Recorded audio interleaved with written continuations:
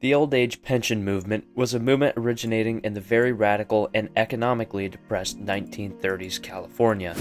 The movement, created by Francis Townsend, proposed giving citizens over the age of 60 pensions of $200 if they agreed to retire. Those receiving this generous pension would then be expected to spend this $200 within 30 days of getting their new pension. Additionally, this was funded by the federal government's newly imposed sales tax, which put a 2% sales tax on any bought goods across the United States.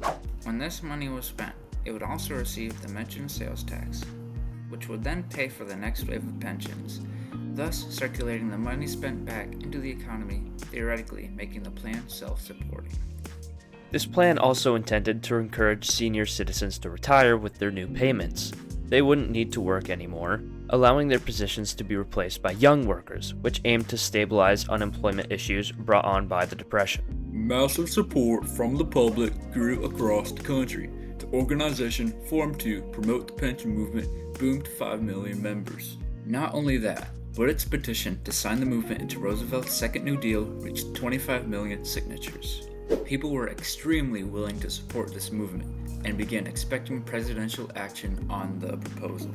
However, Roosevelt feared that this solution was extremely unrealistic, as the highly supported pension would cost roughly 50% of national income, while also doubling the national tax burden as mentioned before. Despite the lunacy of the proposal, the Californian delegation went to Washington, D.C., demanding that the plan be implemented into the Second New Deal.